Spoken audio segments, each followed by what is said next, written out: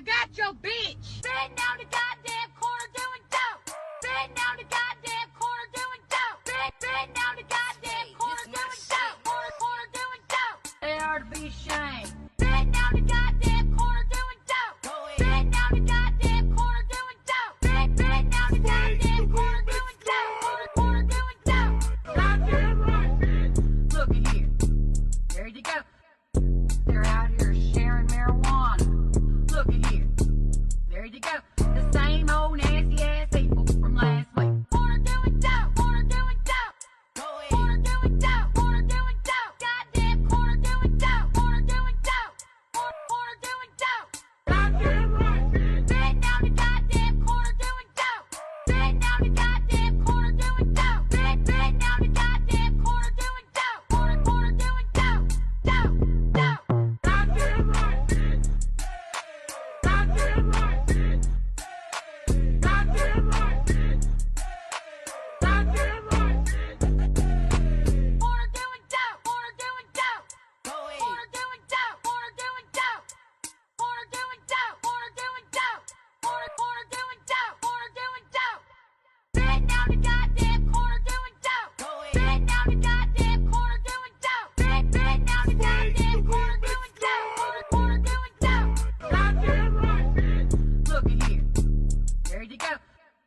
They're out here sharing marijuana. Look at here. There you go. The same old nasty ass people from last week. Corner doing dope. Corner doing dope. Corner doing dope. Corner doing dope. Goddamn corner doing dope. Corner doing dope. Corner doing dope. Goddamn right, bitch. Sitting on the goddamn corner doing dope. Sitting on the goddamn corner doing dope. Sitting on the goddamn corner doing dope. Corner doing dope. Dope. Dope.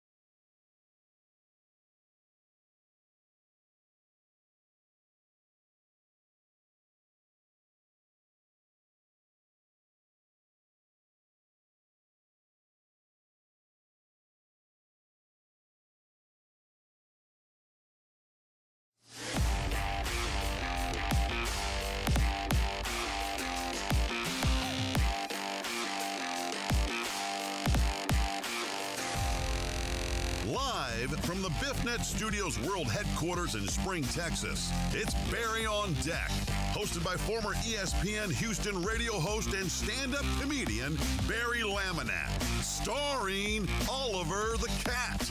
Written by Barry Laminack, produced by Barry Laminack, directed by, you guessed it, Barry Laminack. Featuring sports, entertainment, special guests, film sessions, and some drinking. Okay, a lot of drinking. Viewer discretion is advised. And now, here's your host, Barry Laminack. Oh, what's up, you damn dirty deckheads? Oh, welcome to Barry on Deck. I am your host, Barry Laminack. I'll be goddamned if I was going to let these tech problems defeat me today. So, we are on the patio, bitches. That's right. I've been threatening to do one of these for a while anyways. I don't know, just because. But, yeah. So, I'll tell you why this is going down like this. First of all, let me check my levels. Make sure my mic is good. I have no headphones, so I can't hear shit. So, let me see here. Make sure my mic is good. I have no headphones. Oh, yeah. So I can't hear shit. So sound good. Okay. I dig it. I don't know if we're on YouTube yet. Let me make sure. You can probably hear the birds in the background there. They decided they wanted to be a part of the party here. Yeah. So, yeah, smoke if you got them, John Dorier. That is correct, my friend. So what happened was, Nora, for my birthday, my sweet, sweet, my wife, she had bought me a pair of Beats headphones, new pair, Beats Studio Pros. Nice gift, especially for somebody that does what I do. And I'm trying to get this set up right, like this light, so that it's not so, jankety. Hold on. Come on, bitch. Come on, bitch.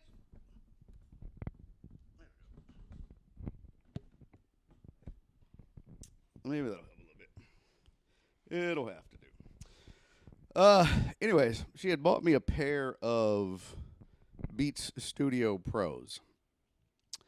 And I got them for my birthday. And so when I plugged it, so I had a pair of Beats Studio Pros. And when I went to use them, there was a constant echo in them. And I was like, I don't know why the fuck they're doing that, because I have a pair of old Beats Studio Pros, and they don't do that. And I don't know why that is. So I thought, well, I did a whole bunch of shit. I thought it must be the headphones, so I opened a ticket with Apple, and they were like, yeah, it's got to be the headphones. So they were like, take them down to the Apple store, see if they can fix them, and if not, they'll send them off for service. Did that, sent them off, and they were like, we'll see if we can fix them. They just sent me new ones. They were like, fuck it, we don't know what the problem is. We're just going to send you new ones. I was like, okay.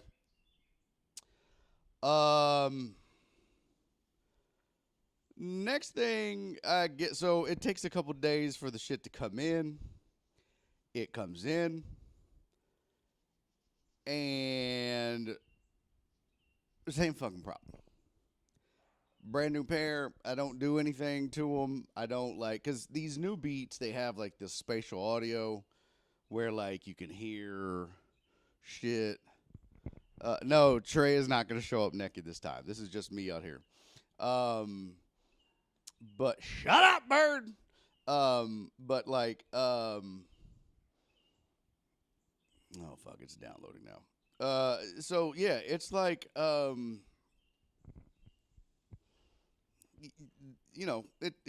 they've got like spatial audio, noise canceling. They've got all this fancy shit to them, right? My other ones didn't have that, and I think that's part of the problem. But I had enabled all of this shit on the old pair, so I was like, well, maybe that was part of the problem. So when I got the new ones in, I didn't enable any of that shit. I just immediately, I didn't even hook them up to my phone. I immediately just plugged them into my mixer. Same fucking problem. I was like, God damn it. So I was like, I don't know what to do. And then Nora she was like, well, I don't know. So she started looking online, and she was like, you know what? It has something to do with, because they have like a microphone on them. And she was like, well, maybe it has something to do with the fact that there's a microphone. And I was like, that's what I think it is, because the microphone is picking me up. Because when I took them down to the radio, when I was filling in with Joel, it was the same thing. I was getting the echo down there. So that's why I know it wasn't necessarily just my mixer. It's when you use the 3.5 millimeter jack, plug it in, you get the echo. So Nora started doing some research, and she was like, it looks like there's some sort of like delay. So if you can go into your mixer or your software and mess with the delay, that might fix it. So I was like, oh. So last night after the show, we had a fun show, great show. It was popping. I mean, 30, I think at one point we hit 40 something between the two channels, YouTube and Twitch. So we were popping. So I was like, man, I'm feeling good. I was like, let me go on and fix these beats real fast before I go make dinner.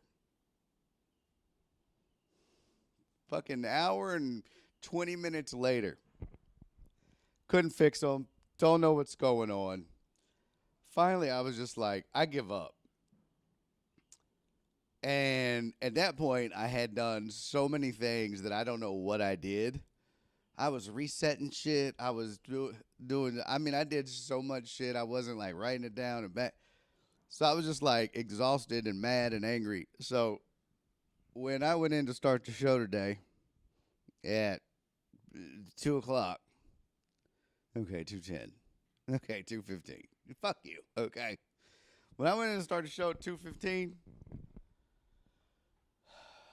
no sound. Nothing worked. I was like, son of a bitch. So sat there trying to fix it. Finally, I was like, you know what? The devil's not winning today. I'm not going to not do a show. I was like, fuck it. I'll fix it later. I'm just going to grab my laptop, which is right here. I'm going to grab my laptop. I'm going to grab my little camera. I'm going to do a little makeshift. Usually I bring the mixer out here and use it. That's what the mics normally plug into. Now I have the mic plugged into the camera, which is new. Never done that. Doesn't sound bad, actually. But, yeah. You know what? I think I need to turn on the overhead lights, though. That's part of the problem here. Let me do that. I'll just do that from the house lights. But, so that's where we're at. Did that help a little? I think so. Yeah. Yeah, not really.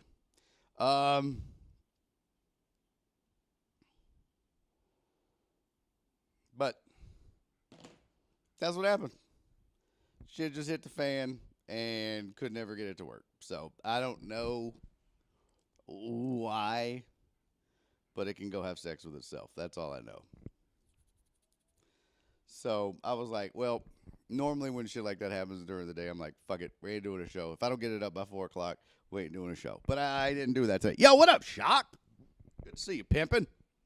Thanks for being here, man. I see Donna's in. Hey, Donna. John Dorier is here. Flip. Who else? Nightbot, that raggedy bitch. Let's see. Hey, Jesus, what up, pimp? Good to see you, man.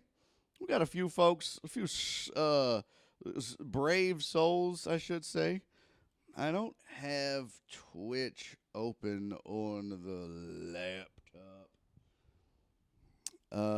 Nor do I have YouTube open. Let's see here. I guess I could open them on here. I don't know how bad it'll bog it down. I was trying to open it on my my thing over here. That's what I do, but doesn't seem to be happening. You look like you're about to do an update from the Masters. Hello, friends. Somebody asked Hey, what up, Cisco? What up, B. Hannon? Somebody said, "Is that a lake in your mansion backyard?" No, there's no lake. No, there's no lake. This stuff back here. That's just underbrush that separates my house from the next house over. That's no lake. No, that's no lake. Ugh, I didn't cut this good. There's stuff falling out. Shock knows. Shock's been on this porch. Patio. Sorry, Nora gets pissed when I call it a patio. Yeah, it's hot as fuck outside. Yeah. B. Hannon said, what are you doing outside? I just explained the whole freaking scenario. Long story short, major tech problems. Didn't want to not do a show. The tech problems involved sound. And I thought, well, I can take my camera outside, plug in my laptop, and do a show. So rather than not do a show at all today, figured we'd smoke a little cigar and hang out and do a little showy show. Talk a little Astros, a little trade deadline, little Ryan Sandberg passing away. I have thoughts. I was talking in the chat about that. There were some other things, too. I want to talk about this. Behind Barry is where you get his mower and truck and other truck and a tow truck stock. Kiss my ass, Shock. Hey, CC. CC's lurking at the gym. Yeah, man. Let's start with the passing of Ryan Sandberg. You know what sucks the most about? Well, first of all,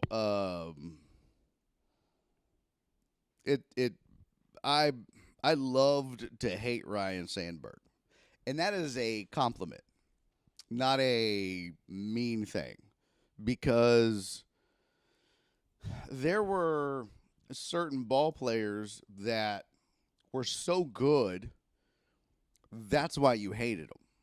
You know what I mean? You didn't hate bad ball players. You never hated ball players. There were some ball players that were great and you loved them.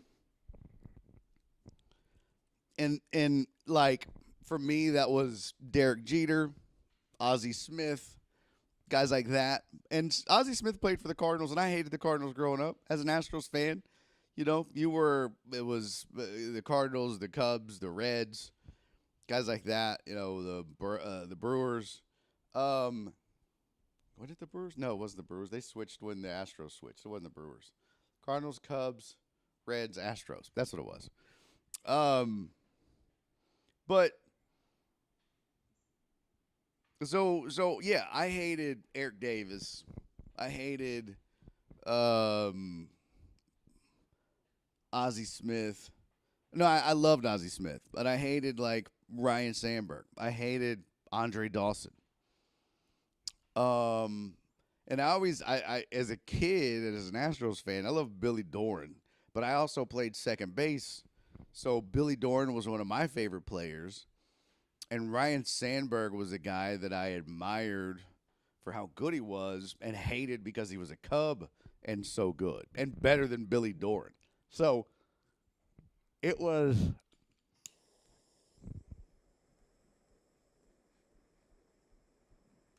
done out of admiration, you know.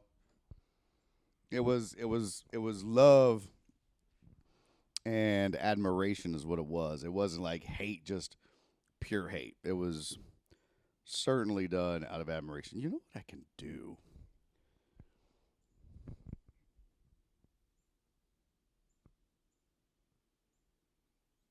How do I share my... Man, I want to move this to my screen over here. That'd be dope. Wish I could do that. Oh, well. So yeah, I had I mean, there were guys that, you know, again, that I loved, and guys that just and there were guys that I hated. I just could not stand no matter what. Just didn't like. But Ryan Sandberg wasn't one of them. And apparently, like, a lot of people said he was just a solid dude, just a great person. So I think it was one of those. He's one of those guys that was hard to not like.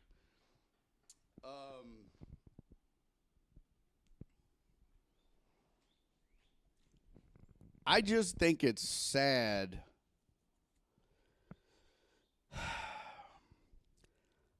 I think it's sad that Ryan Sandberg passed away and never got the opportunity to learn how to spell his name correctly. Okay. I waited all day to say that, and that is the stupidest goddamn joke I've ever made in my whole life. And I apologize for it. Rest in peace, Ryan Sandberg. Everything I've heard is that Rhino was a stand-up guy. Yeah, I've heard that too. Going back to the years where each league only had 2 divisions and the Cubs were in the East with the Phillies, I hated them. Yeah. Flip said Mark Lemke. Biggio greater than Sandberg. Oh, Tony Gwynn. Another guy you loved. You just admired Tony Gwynn. Just loved it, and there was no reason to hate Tony Gwynn. You know what I mean? No reason to hate Tony Gwynn. Dub said, damn, the body is still warm. Well, my in-laws spelled wife's name weird, and I always tease her about it.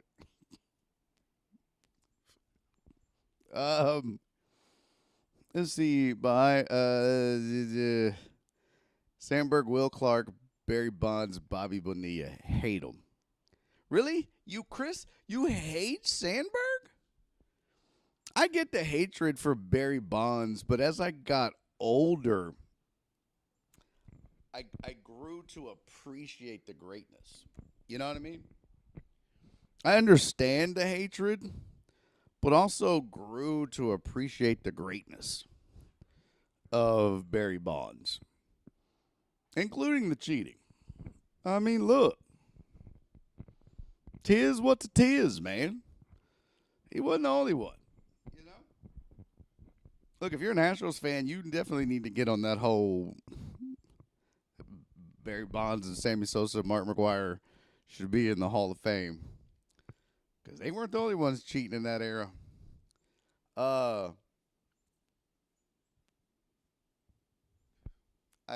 This is about Ryan Sandberg, though. And I was reading about him on Wikipedia. And one thing I found interesting, if you go read about him, 95 was a tough year. He went through it. He was on one. 95, he retired from baseball. Now, he came back in 96 and 97. But he retired from baseball in 95, said he had lost his love and passion for the game. He also divorced his wife in June and then got remarried in August. No, it was July. I'm sorry. Let me look that up. I want to say it was July to August, which I'm like, yo, Slim, that's very sudden. I wonder how the ex felt. Like, yo, you've been smashing behind the scenes, Ren? Huh? You had this, was she in the dugout just waiting? Was she on deck? Or was she in the hole? Or were you in the hole while she was on deck? What was happening, Ren? Tell the truth. Seems very sudden. No, this fucking thing isn't working. Why isn't... Son of a bitch. Am I not connected to the interwebs? I have no idea what's happening right now. Let's see. Settings. Oh, no wonder. I'm connected to my camera.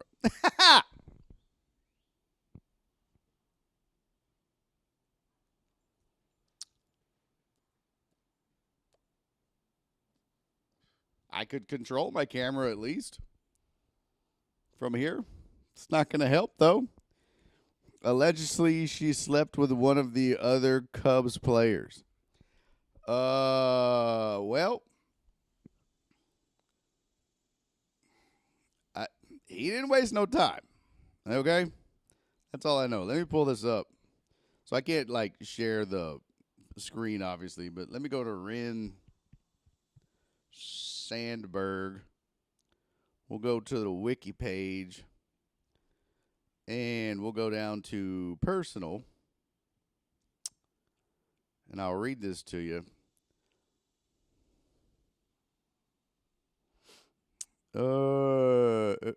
Nope.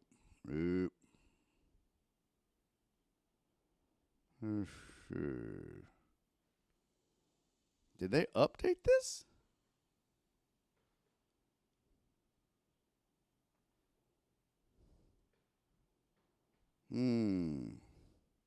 Pretty sneaky, sis.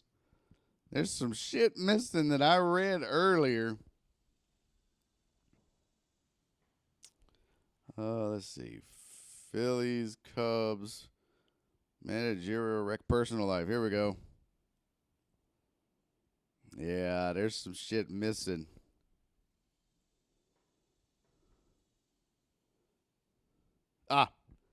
Here we go. Sandberg married his high school sweetheart, Cindy White, and the couple had 2 children. They divorced in July of 1995. Sandberg married Margaret Conenman in August of 1995.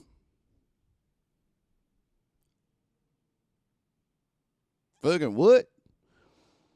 She has 3 children from her former marriage. Ren's nephew, Jared Sandberg, was the third baseman for the Rays from 2001 to 2003.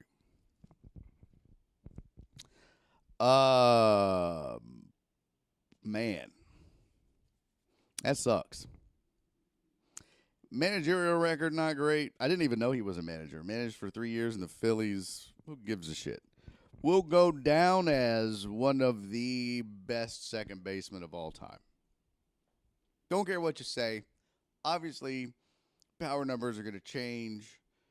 But there was a game, I think do they call it the Rhino game or the Sandberg game or something like that? It was like a game of the week. What does it say? Bias leaking much? Barry, your boy Jeremy Branham thinks Bagwell was a better offensive player than Tony Gwynn.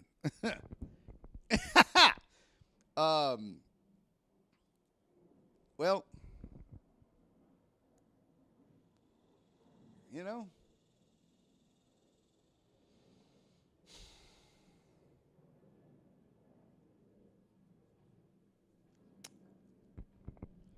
my initial thought is to guffaw. Better hitter? No way.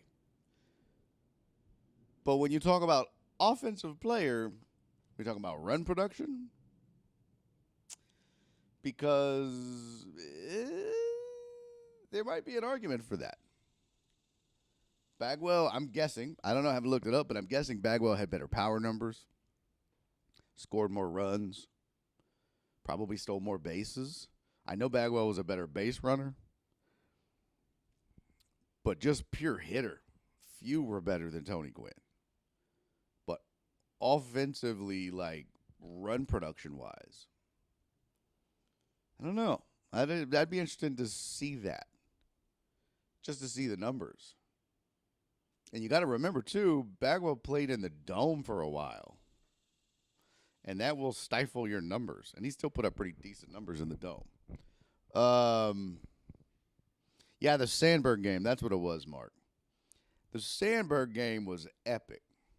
I don't recall it per se, but it's like a faded, distant memory in my mind.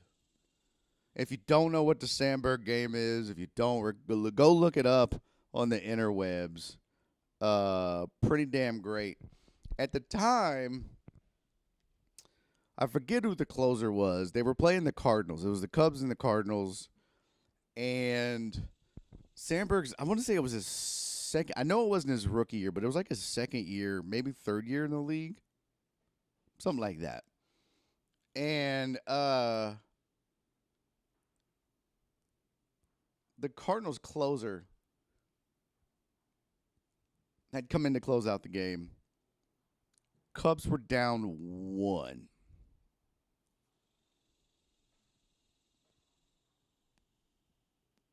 Now, Sandberg wasn't known to have a lot of, like, popping his bat early. He, at some point, I want to say he hit 40 was his biggest total. I got to go back and look. Let me see if I can find his. He had a lot for a second baseman, but early on and then late in his career, he wasn't known for being a, like, the middle part of the peak of his career. He was still considered, I shouldn't say that. He was still considered a power hitting second baseman, especially for that era, because his era wasn't considered like, power hitting, that position especially. So for his position especially, he was a power hitter. Because baseball teams relied on the corners, outfield and infield, to get most of their power. Let me see. Here we go. Oh, he did have 40. Okay. I thought so. 40, 30, 26, 26, 19. Man, he was an all-star 1, 2, 3, 4, 5, 6, 7, 8, 9, 10 years in a row. He was an all-star. He was an MVP his fourth year in the league, 1984. But, so if it was his second or third year, both of those years, he hit like 7 and 8 home runs.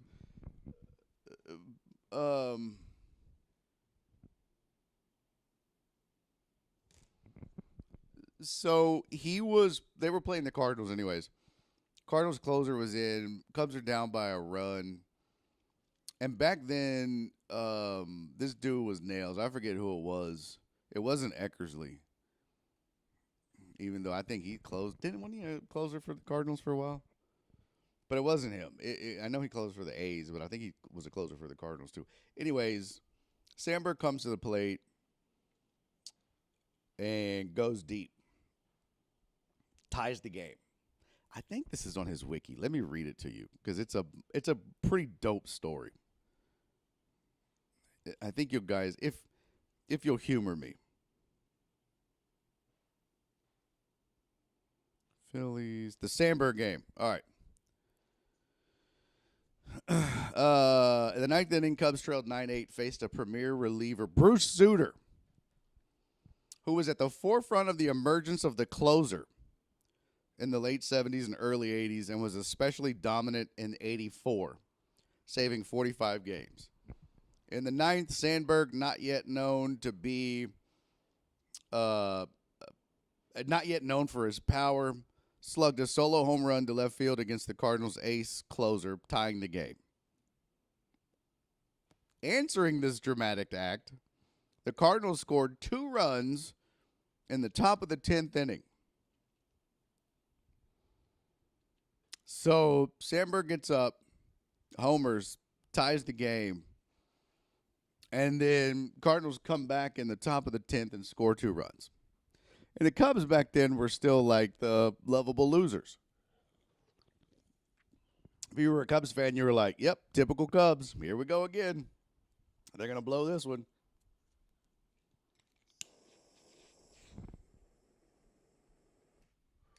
So, bottom of the 10th rolls around. Sandberg up again. Sutter's still in the game. Back then, closers went multiple innings. They weren't just 3-out specialists. They went multiple innings. So it says Sandberg came up again in the 10th, facing a determined Sutter with a man on base. And Cubs radio announcer Harry Carey described it as follows. There's a driveway back. Might be out of here. It is. It is. He did it again. He did it again. The game is tied. The game is tied. Holy cow. Listen to the crowd. Everybody is going bananas. What would be the odds if I told you that twice Sandberg would hit home runs off Bruce Sutter? Boy, you can imagine Harry Carey doing it too. Too bad Shock's not here to do his. Hey, what would be the odds? Cubs went on to win in the 11th inning with a winning run being driven in by a single off the bat of Dave Owen. Now, here's what's crazy. I didn't know this. The Cardinals' Willie McGee hit for the cycle during the game and had already been named NBC's Player of the Game before Sandberg's first home run in the 9th inning. Sandberg later shared the distinction with McGee, though. So he had already hit for the cycle, so they named Willie McGee Player of the Game. Then Sandberg comes in, hits 2 home runs to tie the game in the 9th, tie the game in the 10th. And they're like, well, we're going to do co-players of the game. As NBC play-by-play announcer Bob Costas, who called the game with Tony Kubek, said when Sandberg hit the second home run, do you believe it? Crazy. Opposing manager of the Cubs rivals, the St. Louis Cardinals, was then acerbic Whitey Herzog, who in his nearly 30 years in baseball to that point was known to be far more likely to criticize than to praise. Yet after the game, Herzog said the following: Ryan Sandberg is the best baseball player I've ever seen, as far as I'm concerned. That game has entered the annals of baseball history as the Sandberg game. Crazy. And he took off from there. That year, he finished 6th in Rookie of the Year voting. That's wild, man. Yep, 1984. So that was the Sandberg. And I remember, like, faintly that game in the back of my head. That's just how good. I mean, that's one of those ones that kind of just, you know, it's one of those things where that's like the over-the-shoulder Willie Mays catch in baseball lore. That kind of shit just doesn't happen, you know? Mark said, God, I miss Harry Carey. His drunk ass was great to listen to. Yeah, he was. Flip said, ask me anything about anything. Who has the best Harry Carey impression? Hands down, without a doubt. And I love my boy Shock. But hands down, without a doubt, it's got to be Will Ferrell. Hey. Because I feel like most people that are doing an impression of Harry Carey are actually impersonating Will Ferrell doing Harry Carey. I know when I do my Harry Carey, I'm just doing Will Ferrell doing Harry Carey. But Shock's is legit number 2. No doubt. No doubt. Are we good on YouTube? I haven't been able to check it. Now I think I can. Let's see.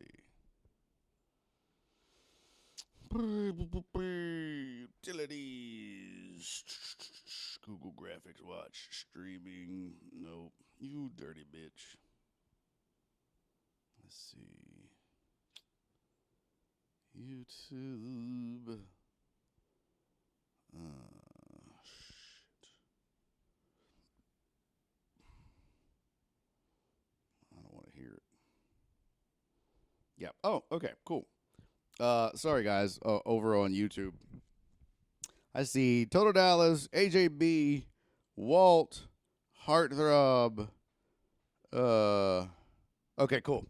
Yeah, sorry. I just now got YouTube up. So now I have the chat up over there. Finally. So now I can see everybody. Now I can see both chats. I wonder if I could pop this out. If I could pop this out. Some bitch, get over here. I'd love to be able to, like, there's a way to, like, chain these two where I can move this I don't remember how. It's like I don't remember what the frick it's called. Shit. It's somewhere in the settings or some shit. It doesn't matter. I'll end up fucking the whole thing up and crashing the stream. Let me just fucking stop right now. Paul said we're doing fine. Yes, his Wikipedia was updated. He died. Shut up. Was it WGN where the Cubs would interrupt my TV shows? Yes. Yes, it was WGN where the Cubs played all the time.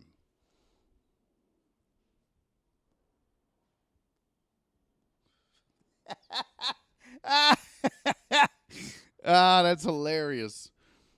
Christopher Sam Houston said, I have no idea how Barry has been outside this long and is not sweating like Patrick Ewing. Bro, that is so funny. That is too funny. I want to pop this chat out. Isn't there a way to pop the chat out? I need to go to YouTube Studio. Let me get into YouTube Studio. Get your bitch ass. Get your bitch ass over here. Get over here. I think I can go in there.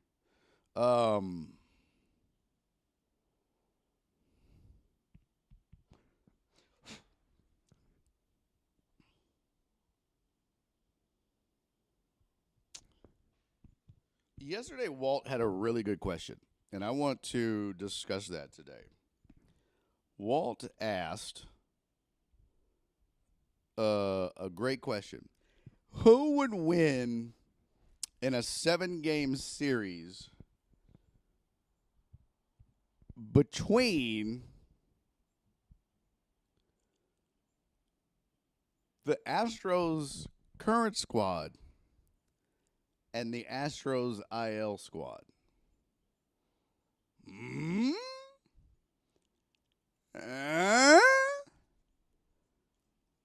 I think that is a fascinating question. By the way, the answer to your question is there's a big-ass fan up there. Like, humongous. Let me see if I can take a picture of it for you. I have some pretty bigly sized fans out here. There's one back there, too. Let me see if I can... you can't really tell that. Yeah, they're big. Let's see.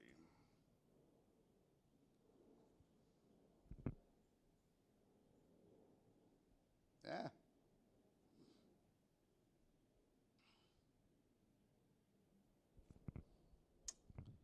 That did work. Son of a bitch. Let's see. There we go. That'll give you an idea how big it is. See that big? Yeah, they're pretty big. I think they're like 74-inch size. I think the fans are 74 inches or something like that. Pretty big. Yeah. Pretty big. Pretty big. Pretty big. Big reason there's so many Cubs and Braves fans is WGN and TBS. Yep. Superstations. Uh-huh. Show enough. All right, I think I'm going to be able to get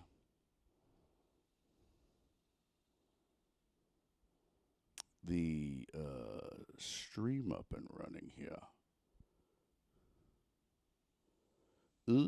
Maybe not. Fuck me. I thought I could pop it out, but I guess not.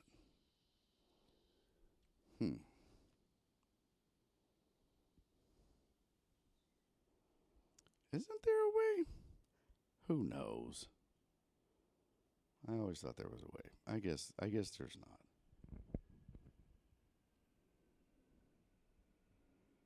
Settings. Community content. Oh, live. Nope. That's just studio, so no. Well, guess that defeats that. Okay. So be it. Whatever. I'll just have to wing it here somehow.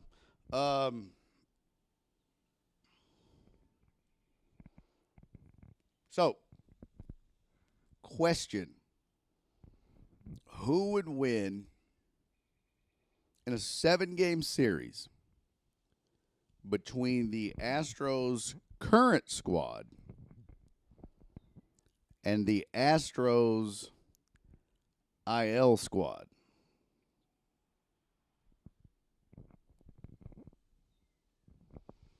It's not as easy of an answer as you think. And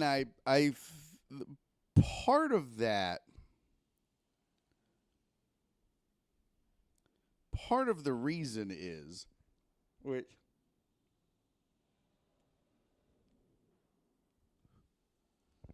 my unified chat at? You dirty, dirty bitch. Get the fuck away from me.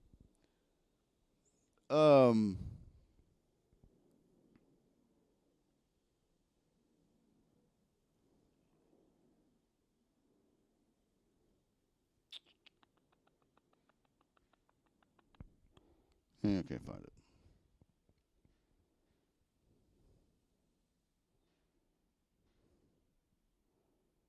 Oh well. At least I have the Twitch chat going.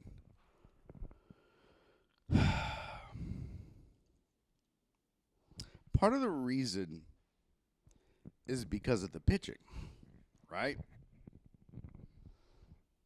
Because Walter just went to the IL also. So on the IL, you've got Arrighetti, Garcia, Javier, and now Walter. Now, the problem with the IL squad is you have no bullpen. But you've got Jordan, Paredes, Pena, and Myers. You got a hell of a lineup.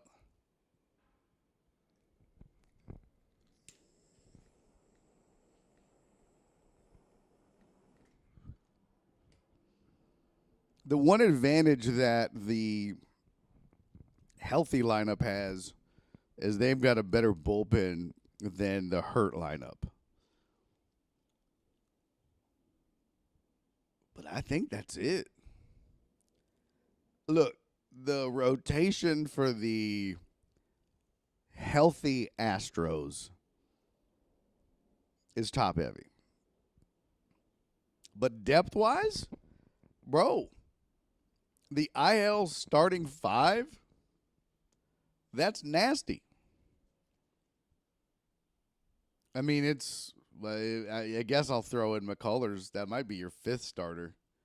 Garcia, Javier, Arrighetti, Walter, Lance McCullers Jr. I'll take that 5 from 1 through 5 versus Fromber, Brown, what is it? Gordon, or shit. I had to look it up. I don't even know where they're at this point. I need a depth chart. Let me see a depth chart here. Oh, let me see what the hell they're at now. Oh yeah, we need to talk about that shooter thing too. That was crazy. Let's see, Astros depth chart.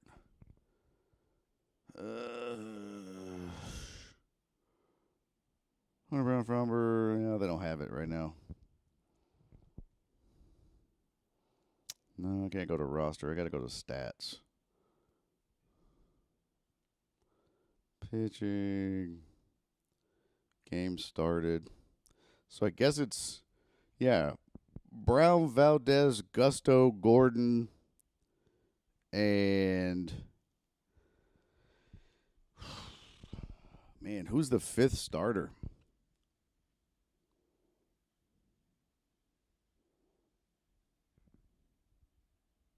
Was it Alexander?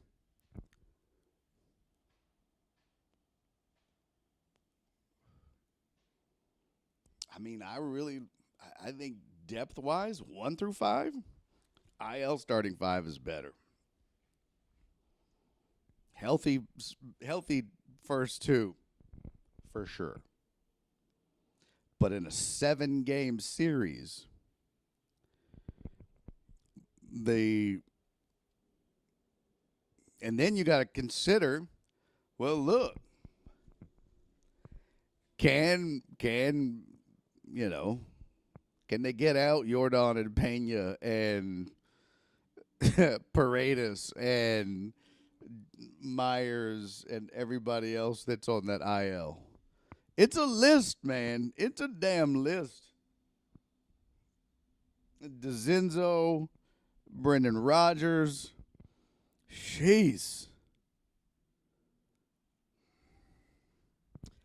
I think, and Walt, I love this fucking question, dude.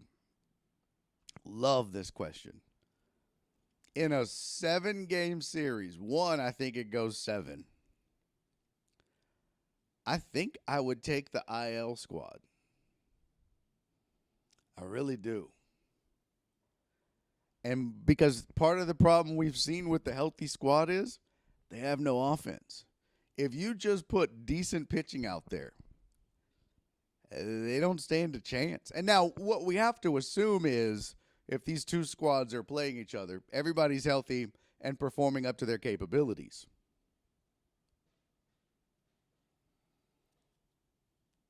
Now, I don't know on the IL squad where you're getting the rest of the lineup because you've got DeZenzo at, I guess he's going to play first. Rodgers plays second. Paredes is playing third. Pena at short. Myers is going to play center field. Jordan's playing left. So I don't know where the heck you're getting the rest of the reps from. But, man. And they get kind of lucky because the healthy squad, one,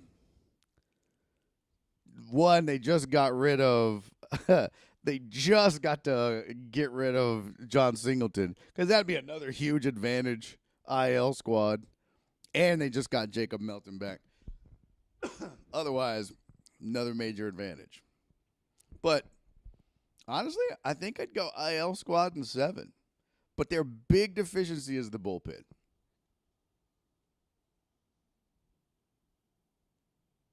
But what you could do if you're the IL squad, because he had done it before, you could, depending on when the games are, maybe you go 4-man rotation and you move Javier back to the bully. He used to do it. It's all hypotheticals. We're just having fun here. It's good times. Good times. Why can't I get to the goddamn chat messages? Oh.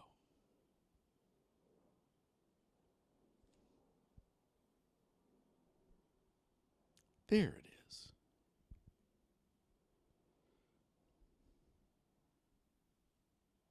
Oh no, I don't want to go live. I am live, you jackass.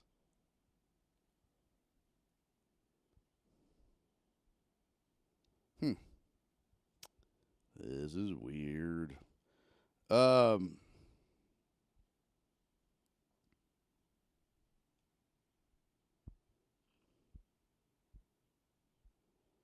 I not on anymore? What has happened? Have I been kicked off?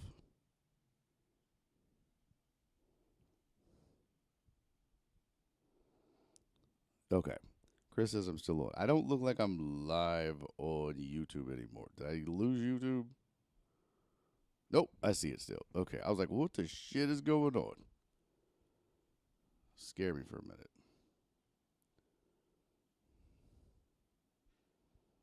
Didn't know what was happening. All right, sorry. Yeah. Ooh, Total Dallas said ask ChatGPT. Walt said Fromber and Brown would both probably get 2 starts in a 7-game series. Yeah.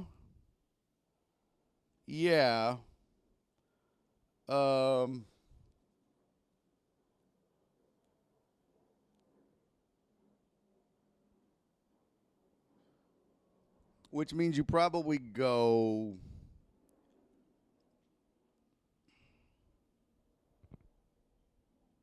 So you probably have to put Lance in the bullpen for your IL squad and Javier. Which means you're probably rolling out like Garcia, Arrighetti, maybe Walter. So again, yeah, look, it's not the, it's not the most dominant starting pitching. But you definitely got the better lineup. That's for sure. Let me see if I can ask ChatGPT. Let's see, I'm going to make it talk to me. Hey, I'm live on air, so don't interrupt me, but we have a question for you. Now, we want to know, given the current lineup of injured players for the Astros, which is 18, who would win in a 7-game series? The current healthy Astros squad versus the current injured Astros players. Who do you think would win in a 7-game series? Go. Oh, that's a fun question. Honestly, with 18 guys on the injured list, you probably have a pretty formidable team just from that IL. But I still think the healthy guys would have the edge, mainly because they're, well, healthy and in game shape. But it would definitely be a fun matchup to imagine. No, man. You gotta pretend everybody is still going to be healthy. That's the point. Everybody's equally healthy and playing at their best. Which squad would win? Do you know who's injured for you? I'm assuming you know who's injured and who's healthy for the team.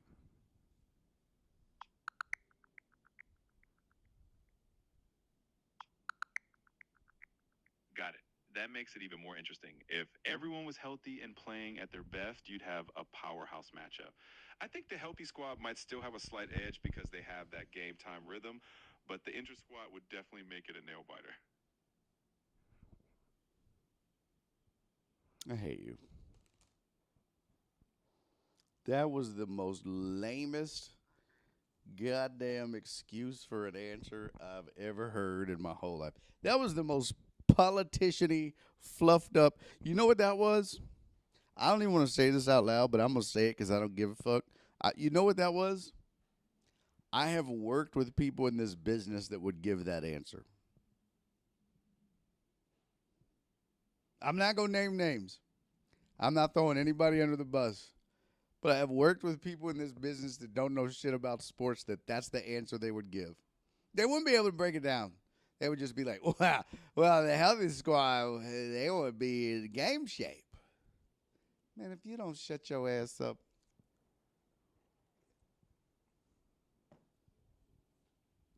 Oh, no, that's funny, Chris. Yeah, I did just notice you saying that my ChatGPT does have a little soul to it, doesn't it?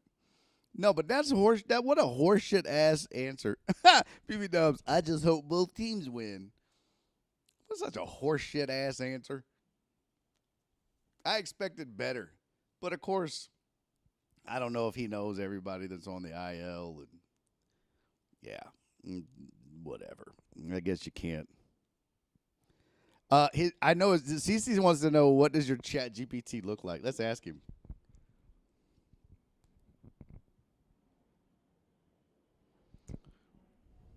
Okay, so like I told you, I'm live streaming right now, and everybody's watching and listening. And I know your name is Lex, and so I've told him your name is Lex. But my chat wants to know, what do you look like? Describe yourself.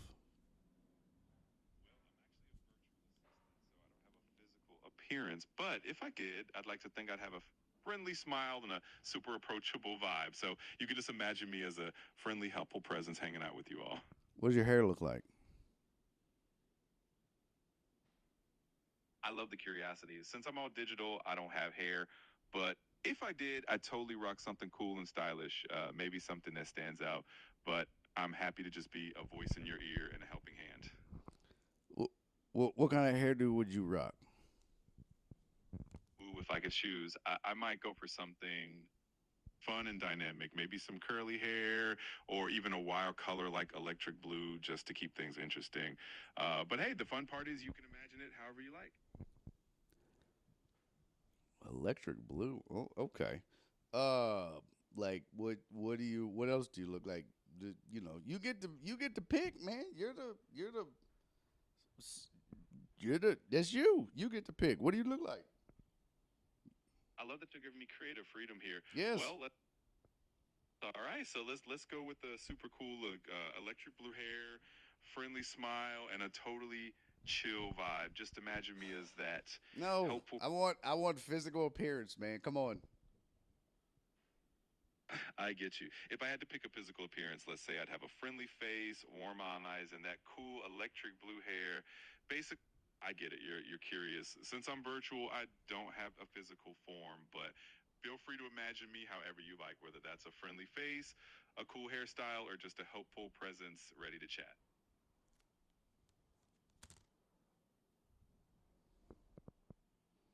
That was so fucking weak. My chat GPT's a bitch. My chat GPT is a hoe ass bitch. Oh, what the fuck just happened? Holy shit. Yo. Mom. Thank you for the gifted subs, man. Yo, that's crazy. Yo, Mom. I appreciate you. I don't even have the alert set up on this bitch. Damn, Mom. That sounds weird. I'm saying like, damn, Mom. Mom just came in and that's crazy. Barry is funny. Got a sub? Yes. Bro, that is crazy. Flip said, boy, gay as hell. CZ said, yup, gay. Y'all leave my chat GPT alone? Okay, he's sensitive. He's acting like a bitch, though. That was such a bullshit ass answer. Oh, fluffed up ass chat GPT. I don't like it. Yo, Ma, thank you for the gift of subs, Ma. What's good, Ma? Let's see who got one. Joe Hernandez got one. Mr. Sweet Life got one. Flip got one. Tony the Handsome got one. Barry is Funny got one. Chucky got one. Heels Badman got one. Celio got one. Big Weather got one. And Sandoval. Look at Sandoval got one. All right. Yo, dude, I appreciate you, man. I'm sorry my notifications didn't fire off. I have to, if you notice, I'm obviously in a different setting. We had tech problems, and rather than just say fuck it and not do a show, I'm out here grinding on the patio. So I was like, fuck it. I'd rather just come out and chill, smoke a cigar, shoot the shit than not do a show. So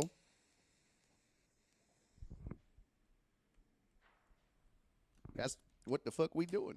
Walt said that my ChatGPT's answer, that was a Joe answer about the Rockets in the beginning. Yo, that's funny. He's going to stab you, Walt. That is so funny. He's going to mess around and say he's from the Congo. That's too funny. Ask him what she really wants to know. How big is his willy? That... No, I'm not asking my chat GPT how big his dick is, Chris. I'm not.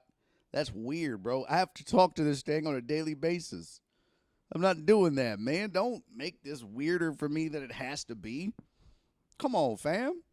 I have to communicate with this thing. I have to ask this thing questions. I will say this, though.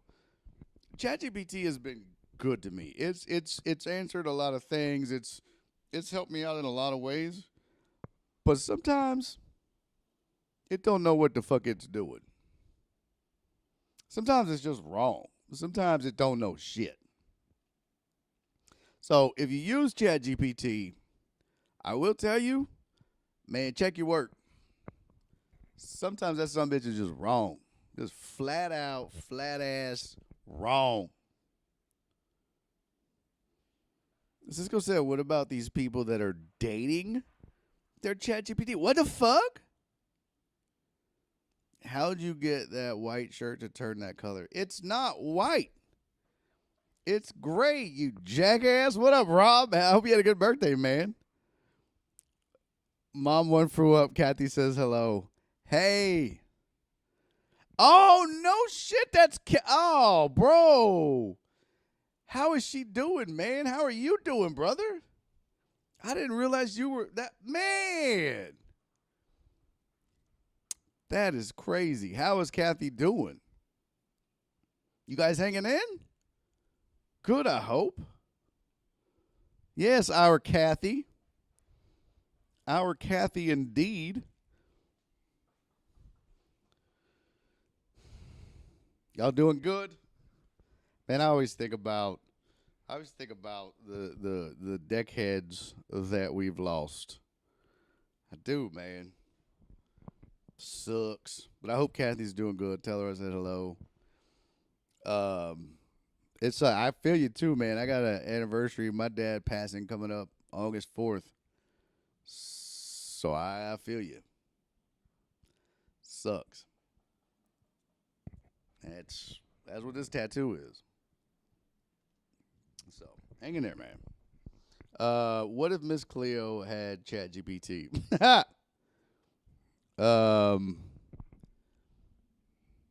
don't know. Oh shit, we got a hype train. You earned a hype train chest. Duh, that's dope. I don't have the hat. I don't have the sound effects. I don't have shit. Yo, what up, Joe Pro? Good to see you, man.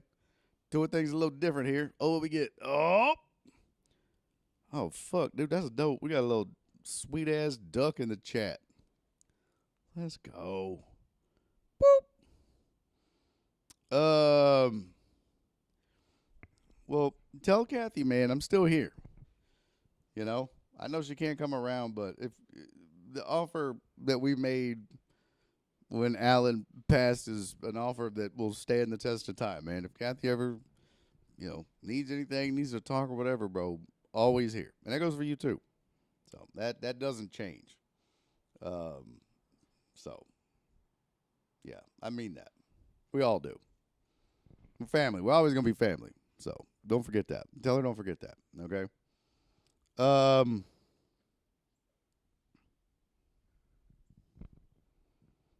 Oh, Cece, happy birthday, Rob. I thought your choo-choo board from your 50th yesterday. Your what? Choo-choo board? What the fuck is that? No, what the hell? So there was one other thing I wanted to talk about. I don't know how to share this. Oh shit.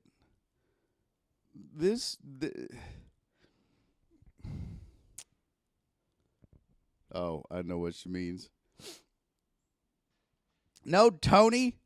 Tony said if we're family, can we put Total Dallas up for adoption? You jackass. No. We're stuck with him. Thankfully. We're stuck with him.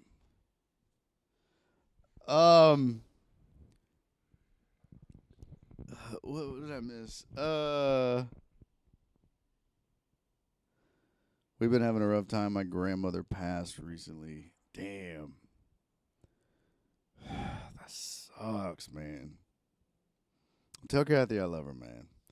Terrence said I got to talk with Kathy this weekend. It was good catching up. Oh, that's good. Man, that's what sucks about getting old. I'm not going to lie. It's like, man, when you get older, everybody just starts going. You know what I mean? Sucks. Really sucks. Oh, I found this out today. So, some of y'all may know, but when my dad was in the hospital back in 2023, he went into the ICU on July 4th. He passed away on August 4th. Literally 30 days. And I pretty much, some of you will recall, I pretty much spent every day up there. As long as I could. Including the day he passed. But during that time, I started having heart problems. I don't know if it was anxiety or, stress or whatever the fuck it was. I had shortness of breath and all these heart problems. But so since that time now, my doctor makes me do all kinds of shit. I have to do an EKG every year. One of the things that he made me do this year, and my mom has done this. Joe Bro, I see you. I'll answer in just a second. But I had to go get what's called a calcium CT score on my heart. And I think if you're like 50 or older, you should definitely do this. What they do is they just check to see if you have like, it's not actual calcium, but if it's build up in your heart. And I always joke on the show, I'm like, man, thank you from the bottom of my congested heart. Well, as it turns out, it's actually in pretty decent shape. So, like, I did my annual physical not too long ago. And all my numbers were healthy and normal and in the green, like cholesterol, blood sugar, all that shit was in the green, like for the first time in 2 or 3 years. Super healthy.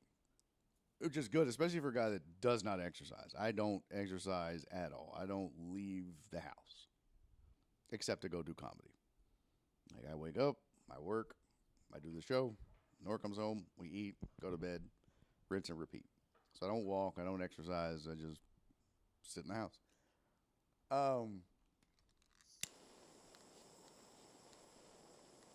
So I was kind of surprised that the numbers were that good. But my doc still wanted me to do the calcium score because as you get my age, I'm 51 now, they want to start to make sure that your heart's healthy. And when you get this done, if you have calcium or buildup or whatever, if your numbers are high, they got to go in and do like a bypass. And so it's either 0 or like a range, right? 1 through 10, 11 through 20, 30 to, I think, 100, and then 101 to 400, and then 401 and greater, right? And I had zeros in everything except 1. I had a 17. So I was like, oh, I'm good. Because I know some people, I won't say who, but I had a family member that had 1,000. Which is like, what the fuck? They had to immediately, they were like, well, you got to schedule you for a bypass. Like, what? They had, or a stent or whatever. Because that's how much plaque, I guess, they had in their heart. So that's not good. So that's dangerous, right? That's like death level shit. So my doctor was like, okay, yeah, you've got 3 zeros and a 17. But he was like, the problem with this is, he goes, anything other than a 0 is bad. I was like, what? He goes, yeah, anything other than a 0 is bad because it means that you have like calcium or buildup in your heart, and there's no undoing it. So if your body starts to do it, you can't undo it. Now, you can control it, slow it down, or stop it, but you can't go in and clean it out or undo it. So he's like, we can't go and take the 17 down to a 0 everywhere else. He goes, what scared me was, he goes, you're a 0 in everywhere except this one artery. He goes, they call it the Widowmaker artery. I was like, what the fuck? That don't sound good. Can we name that something else? He says that's what they call it. So, but he says, we just need to, he goes, well, let me look at your results from your test. He goes, oh, everything looks relatively healthy. So he was like, well, let's just schedule a visit with your cardiologist. And maybe we need to do a stress test. But he was like, just take baby aspirin a couple days a week and start walking 30 minutes a day. That's it. I was like, damn, okay. But I thought that was interesting. So I said all that to say this, man. If you're getting close to 50 Go get this done. It cost $140. If I was going to do it on insurance, it was going to cost like $1,000. Methodist does it, and like your insurance, if you don't have your deductibles paid, it can get crazy. But I think they'll do it like, you can pay cash or whatever, $140. And then you'll know how healthy you are and what you need to get taken care of. I highly recommend you do it. And then you and your doctor can discuss the results and come up with a plan and take care of yourself. So do that. Very important. And my mom had been wanting me to do that, and I did it. So now I know that I'm in pretty decent shape in that regard as well. So to answer your question, Joe Pro, why in the actual fuck am I outside if I don't have to be? Long story short, which I've now explained about 4 or 5 times, but long story short, I had tech problems with the audio for the show that I tried to fix last night after the show, and only made it worse. Couldn't get the audio working at all. So it was either come outside and do no show,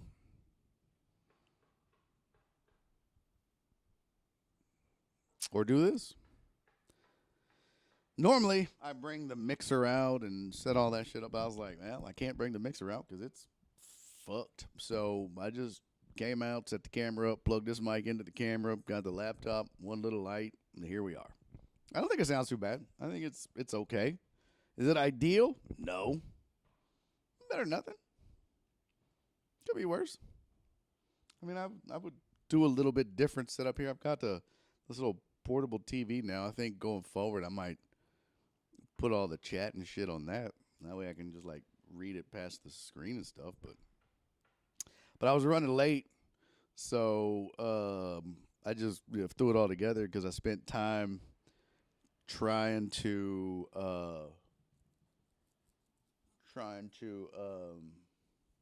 get it fixed in time. And it was about, I don't know, 3:40. I was like, man, normally I call it and be like, fuck it, I'm just not going to do a show today. But I was like, I'm not doing that. I'm just not doing that. We're going to do a goddamn show today. We had way too much fun yesterday. And I just don't want to not do a show. So here we are. And I wanted to talk about Walt's question. I wanted to talk about Ryan Sandberg, talk a little Astros. I thought Chandler Rome. Oh, by the way, I don't know if y'all watched the game last night. I didn't get to finish watching it. Did Jenny's mom's sign make the TV? Because I can tell you that Jenny's mom did not do her homework, folks. Jenny's mom, if you watched yesterday's show, was supposed to make a sign that said, "Hi, Donna. I hate my son. Hashtag FTK." She did not do that. This is what she made. "Hi, Donna. Love you, son." She Dr. Peppered her sign. She did it again to us, kids. She did it again. I was so pissed. I was like, Mom, what the fuck? What happened to the hashtag FTK? What happened to the I hate my son? She was like, oh, I don't hate you. I was like, well, that's not the point. Your sign would have made TV if you had put, I hate my son. Well, I just couldn't do it. It's like, what happened to the hashtag FTK? She's like, well, I was worried it meant something bad and that they would take my sign. Bless her heart.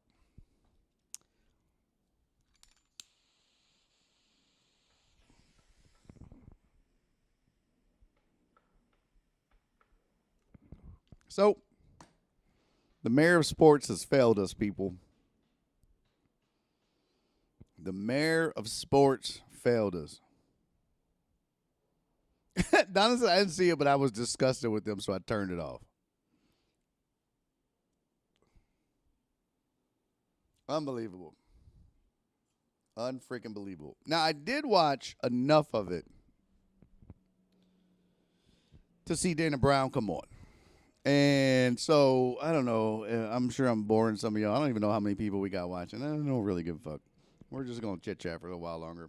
Because I want to talk about something that Dana Brown said that I thought was interesting. If you were paying attention to last night. Oh, yeah, B-Hanna. Let's talk about that, too. If you were paying attention to last night, Dana Brown said, well, we got some things in the works I think the fans are going to be excited about, but I can't say anything yet. And they were like, well, what are you focused on? Well, we need a bat. And I've been saying that, and I don't understand what these freaking national writers are thinking. Because once again, you go and look at ESPN, and you look at their top 50 prospects, and when you look at the Astros' names, it's all starting pitching that they're listed under. Starting pitcher, starting pitcher, starting pitcher, starting pitcher. It's like, bro, what are you paying attention to? They don't need starting pitching. They're going to get some back. Now, again, don't know how good those guys are going to be headed into the playoffs because they're coming back mid-August. They're only going to get maybe, 3, 4, 5 starts. Those starts are going to be limited as far as how deep they can go. So we'll see how ramped up they can get before the playoffs. So I get that. But he said that their priority was a bat, but that they also are looking for starting pitching. And if they can find a leverage guy for the bullpen, I hate you, Alex. If they can find a leverage guy for the bullpen, then, they would do that too. But he goes, yeah, the starting pitching would be good. But he said something to the effect of, I think when he said, but stuff is in the works. So when we add that to the guys we have coming back, and I was like, what?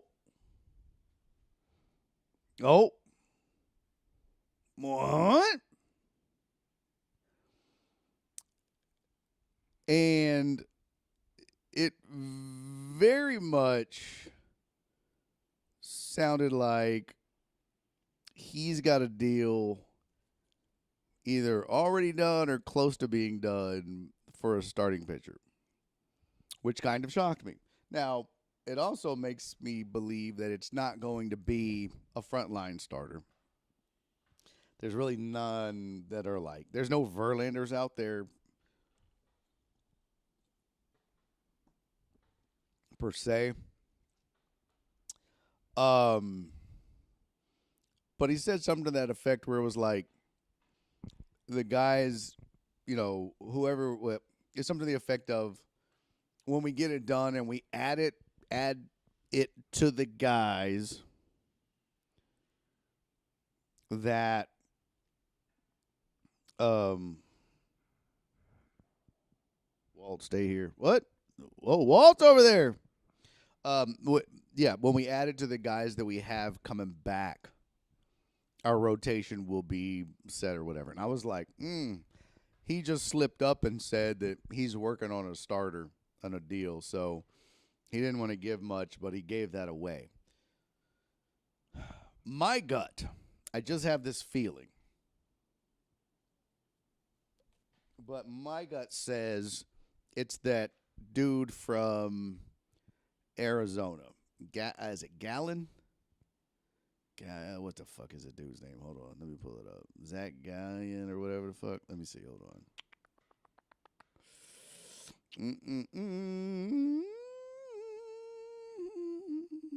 Yeah. For some reason, that this is who it is. Yeah, I feel like, Zach Gallen. He's their number 2, at least on the depth chart.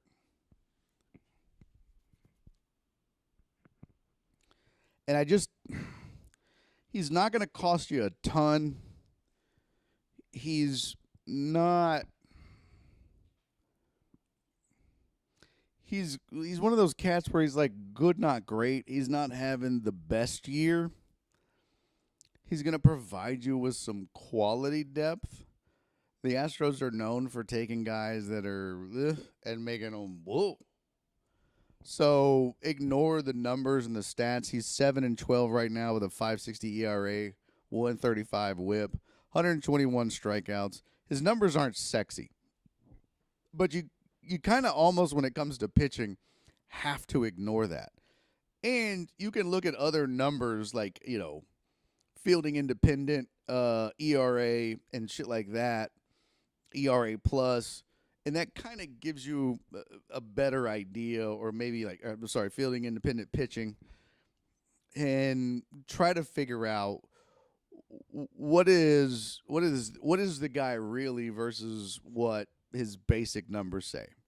Like, his ERA right now is a 5.60. His fielding independent pitching is a 4.74.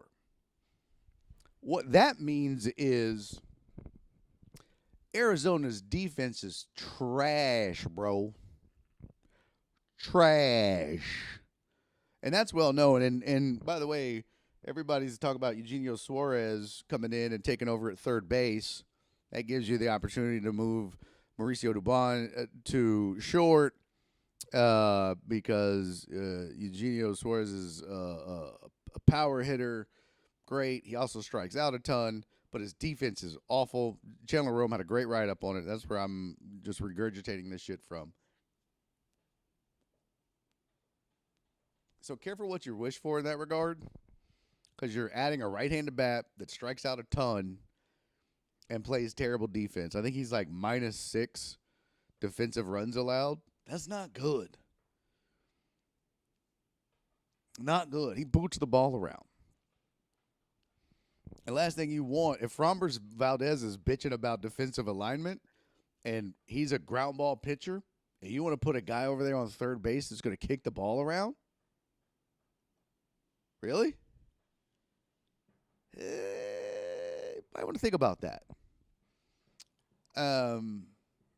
Now, but again, a move like Zach Gallen, his fielding independent pitching is a 4.74 ERA, or 4.74 fielding independent pitching, which means,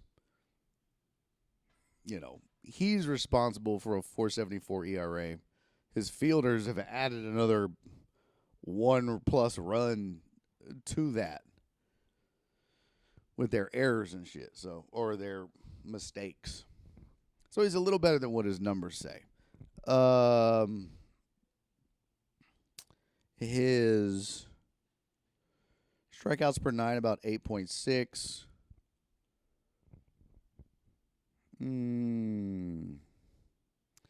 This is a guy who a couple years ago finished third in Cy Young.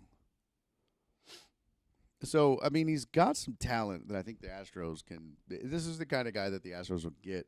I don't know where he is in his contract. So this is his last year of his deal, too. My only concern is the Astros keep doing what they're doing. Last year, you gave up 3 guys for Yusei Kikuchi. Didn't sign him back. And he was good for this team down the stretch. He helped them get to the playoffs. And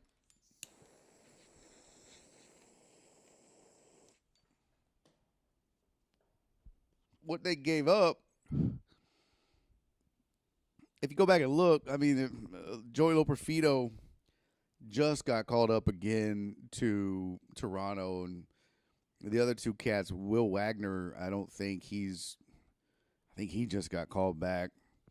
Or he's not really doing much. And then the pitcher that they gave up, I think it's got a 6-something ERA. I looked it up. So it wasn't like a devastating trade right now. I imagine that's going to be probably close to what you have to do to get a Zach Gallen or something like that. You're going to give up a couple of guys. one decent, top 25 prospect, either at Double A or Triple A, a pitching prospect somewhere around there, and a low A ball guy who with a ton of potential or a decent amount of potential. But the problem is, you keep doing this, and you're going to eventually give up a star or a really good player that you're going to need down the stretch. And for a rental, I don't mind doing it if you're doing that for a guy like a Justin Verlander and you plan on re-signing him. Or you're doing it to bring in an ace that can just be the guy that gets you over the hump and gets you to another ALCS. Because if you get to an ALCS, all bets are off. This team could get to another World Series. But you don't just need to get somebody that gets you competitive and gets you out of the wild card round. So it's a catch-22. I got into a bit of a tiff. I kind of got pissed off. And if I'm bored, y'all tell me. I don't know. Maybe I am, maybe I'm not. I don't know. Maybe you care, maybe you don't. Arenado name been coming up again too. Arenado is not coming to the Houston Astros. He's already declined once. He's not going to. Gonna be the ML equivalent of Kevin Durant. Brian needs help. Astros are a fine once at least like 5 of our 18 IL players get off. Hey, what's up, Brian? Welcome to the show, man. Thanks for being here. And I Brian, thank you for being a voice of reason, bro. That's what I keep saying. I want to read you a tweet. And I got into it. I didn't really get into it, but where the fuck is my Twitter at? Excuse my language, Brian. I curse on this show.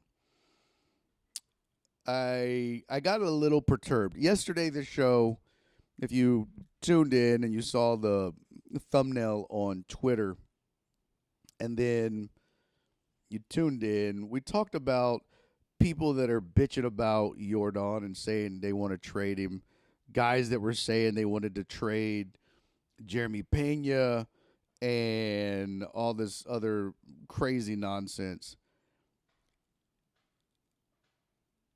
And last night on Twitter, this dude named Astros Josh, I'm going to read you his tweet.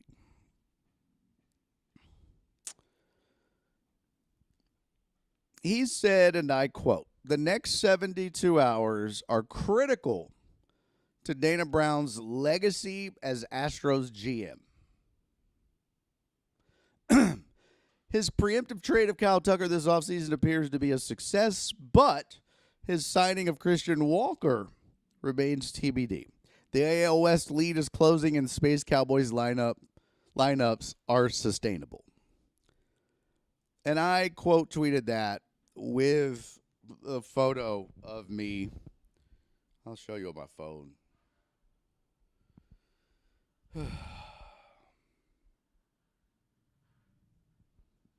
This was my response, because I just got through doing this on this show yesterday. But this was my response. You can see sports fans are fucking stupid. And my response was, this kind of shit drives me crazy. The next 72 hours are not critical to Brown's legacy, for fuck's sake. It's not his fault this team leads MLB in injuries. If anything, he's the reason they have a division lead in spite of those injuries this late in the season. What the fuck are we doing? That's the crazy thing.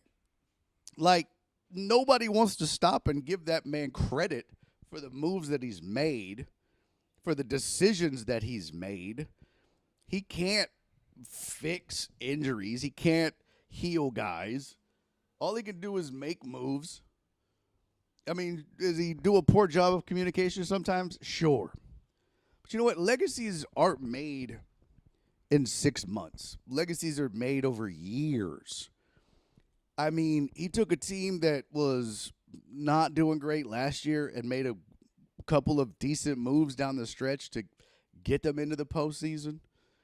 He has done some decent moves. I don't have any complaints about Dana Brown thus far, other than his communication skills. But his legacy is going to be defined over the long term, not what he does in 72 hours. That's just crazy to me.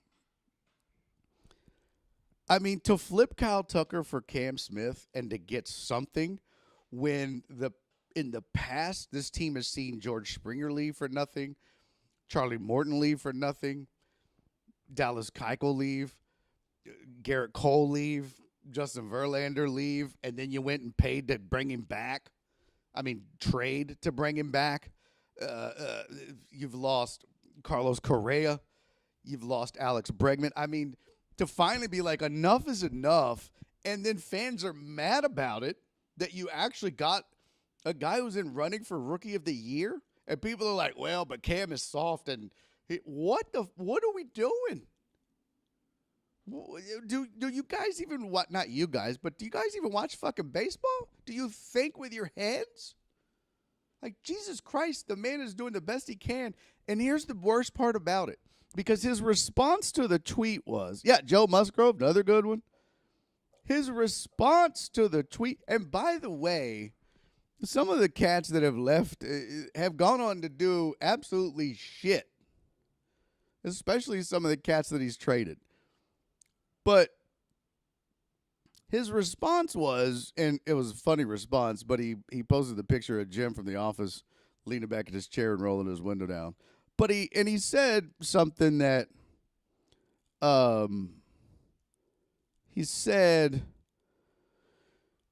can he swing the trades to manage a first place spot and get back at least to the ALCS? What?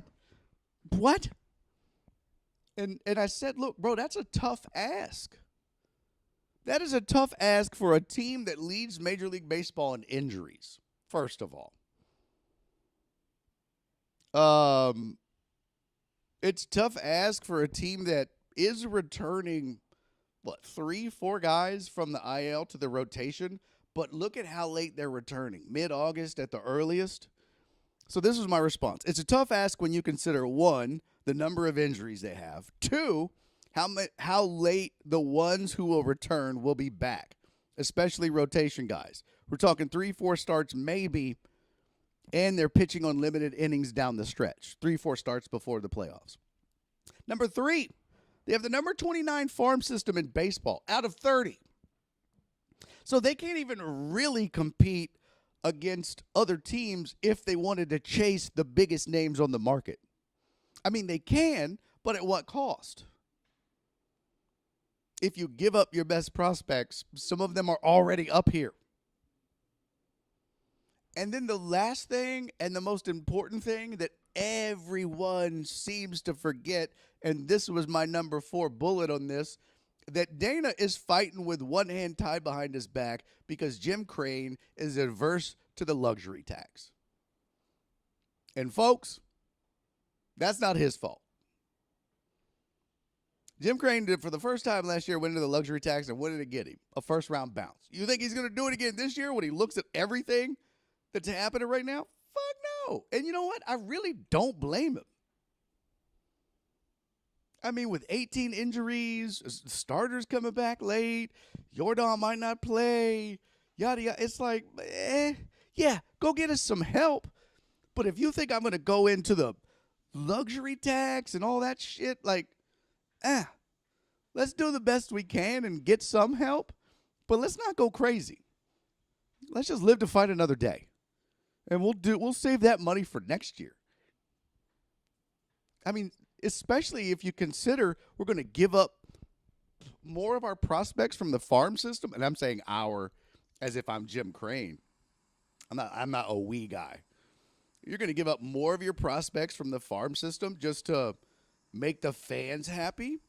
Like, this is a team that has managed to be in first place with all the adversity they faced. This is a team good enough, when healthy, as constructed, to win the American League. So you know what? You go get you some depth that doesn't cost you any of your better players, and you roll the dice. And what happens, happens. And you live to fight another day next year. Then there's nothing wrong with that. Shit happens. You're not going to win the ALCS every year. Sorry, Astros fans. You're a bunch of spoiled bitches.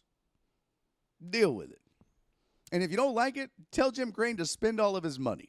Because it sure is easy to tell other people to spend their money.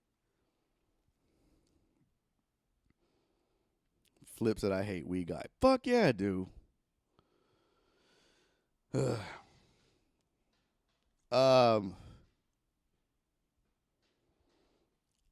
Astros are fine.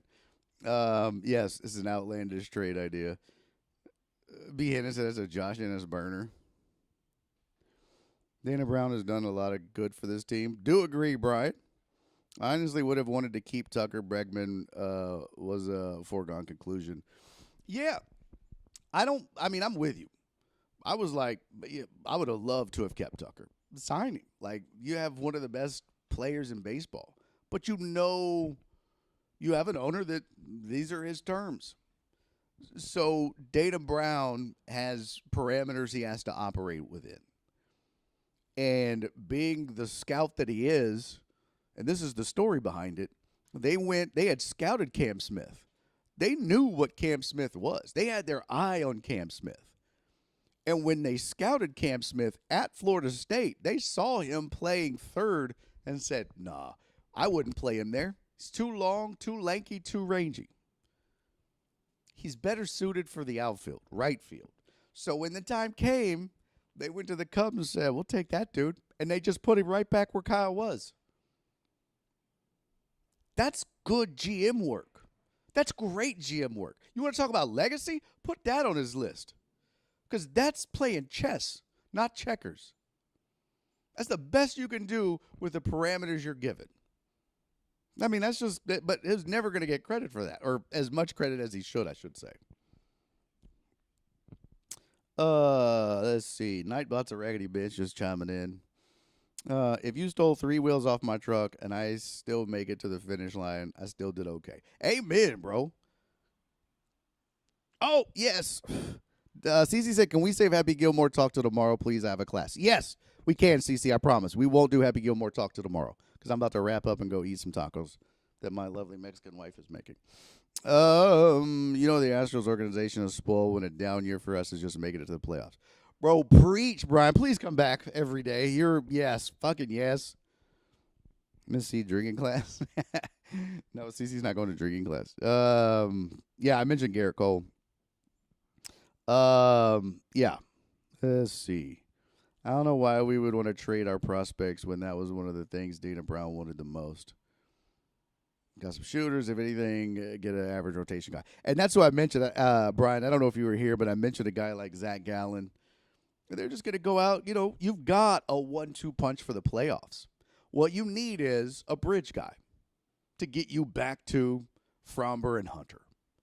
And a Zach Gallen kind of guy. I mean, Gallen could be your Greinke, your Kikuchi, your Charlie Morton. He could be any number of guys that they have brought into this organization, tweak some things, and then all of a sudden they look like a world beater.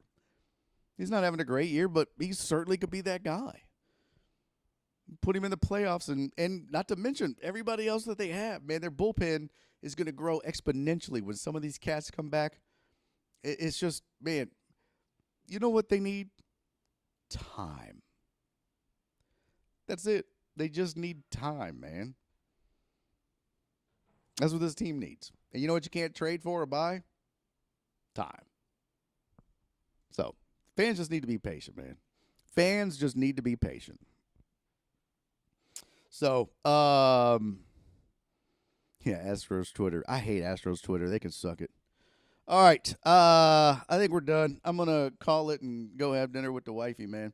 Hey, I appreciate y'all hanging out with me. Thanks for being here. I'm glad we got to do a show. Again, all the tech problems sucked. I'm glad we did something. And if I can't get it fixed, guess where I'll be back? right back here on the patio tomorrow, but at least we can do another show. So I'll work on it some more, and hopefully I'll get the shit fixed so I can be back in the studio where it's nice and air conditioned and cool, and I don't look like although I don't look too bad. I figured I'd look worse sweating my ass off, but the fan is working. So, but yeah, man, thanks for hanging out with me. Thanks for coming in.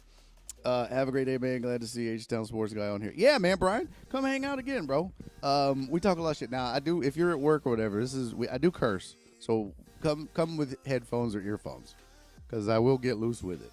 But we have fun, bro. I don't know if you know, I did ESPN Radio here in Houston for 7 years. I'm a stand-up comic, so I make this show fun, too. We talk a lot of shit and have a great time, so I think you'll enjoy it. Just come hang out.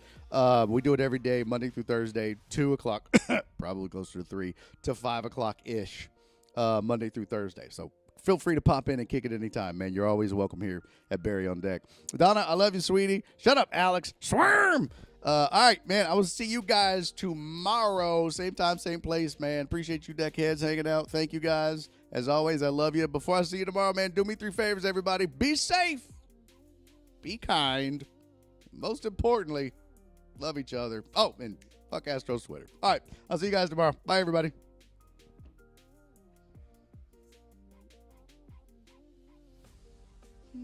I can't hear the outro. I got no headphones, so I'm just going to sit here and stare and look awkward until the music dies. Just 'cause it slowly fade to black.